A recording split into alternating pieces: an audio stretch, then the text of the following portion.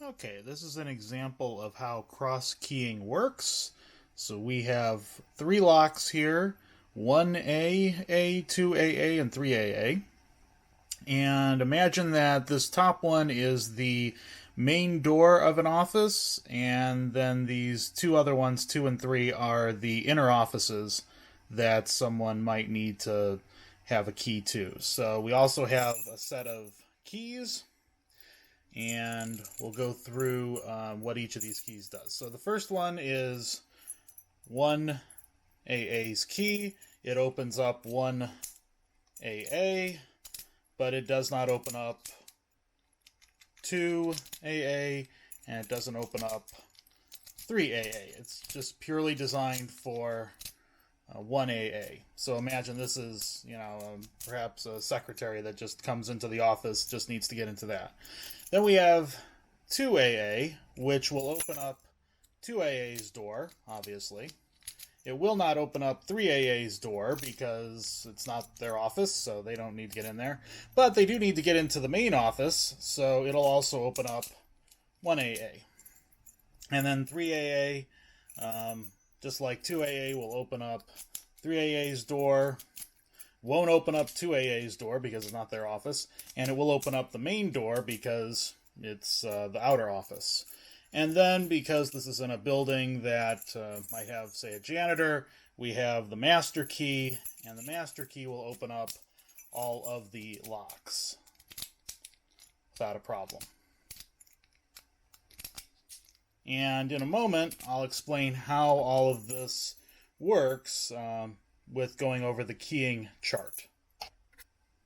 All right, so this is the bitting and pinning chart for the three locks that we just looked at, 1AA, 2AA, and 3AA. You'll notice that there's an X in front of 1AA. That's because the software knows that we intentionally cross-keyed other keys to 1AA. And the way that we did that was, if you think about how a pin tumbler lock works, you are looking at creating a situation where the cuts on the key indicated by a certain depth will match up with the pins that are put inside of the lock. And in order to create a situation where multiple keys will operate the same lock, you need to have multiple combinations that fit and get the lock at what's called the shear line. And the shear line is the situation where it's the appropriate lineup of the pins where the inner plug of the lock can spin freely. This is what we think of as opening the lock so that the pins aren't in the way. That's what typically keeps a lock locked, is that there are pins that are preventing the middle plug or the plug from rotating around the lock housing. So in our situation, we have three keys that are designed to be the change keys, or the primary operating keys for each of those locks. For 1AA, it's a key that's cut to the depths of 37677.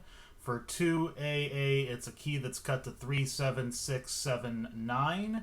And for 3AA, it's a key that's cut to the depths of 37671. So those are the codes that are right next to the lock number.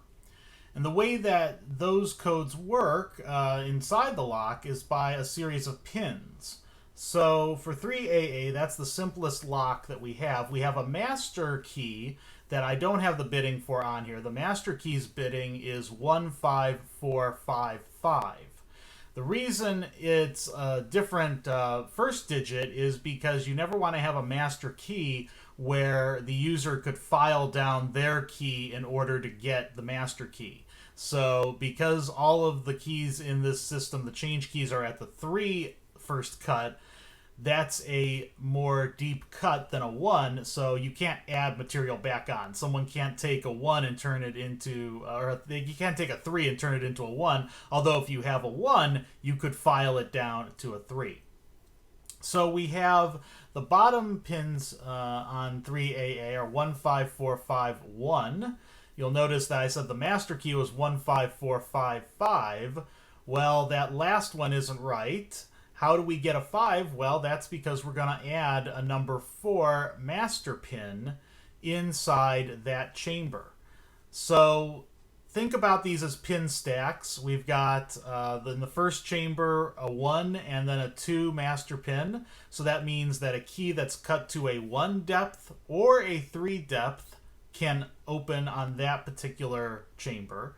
The next one, we have a 5 and a 2. That means that a key that's cut to a 5 or a 7 can open that particular chamber.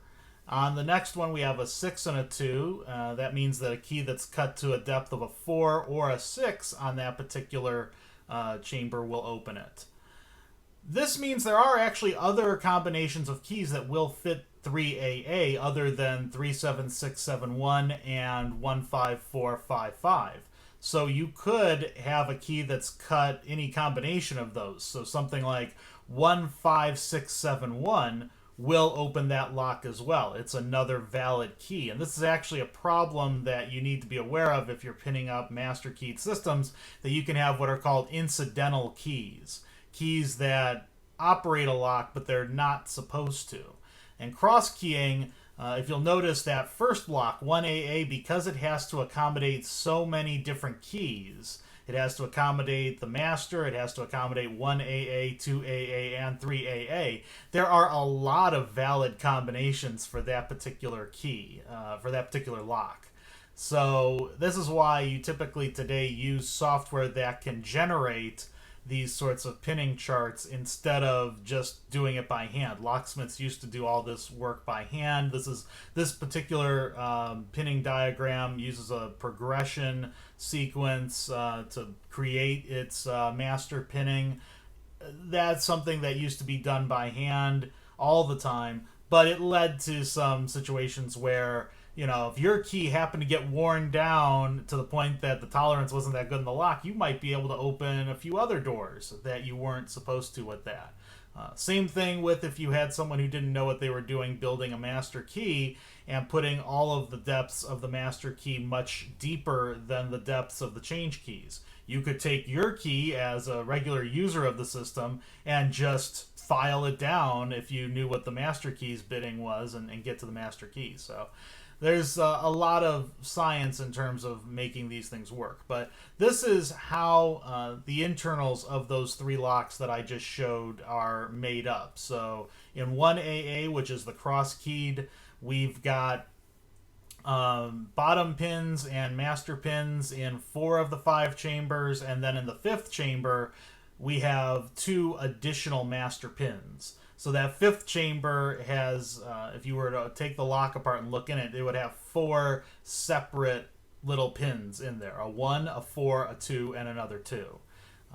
That way you can accommodate all those different keys. And so if you look at the bidding or the pinning for each of those, or the depths for each of those keys, you'll see how they're all able to operate 1AA. You know, 37679 might not be the official key to operate 37677, but because we have that extra master pin in there, that second number 2, 1 plus 4 plus 2 plus 2 gives us our 9. So that enables 2AA to work. 3AA with 37671, well, it doesn't need any of the master pins. It only needs, in that 5th chamber, the 1 bottom pin. So hopefully this has given you a little bit of how cross-keying works and how the keys in my example were cut, and how your office key or an apartment complex key, you could have a common key that'll open all of the common areas, and then a key for your apartment that only opens your apartment, and you can have the same key. You don't need to give someone 2 separate keys for that.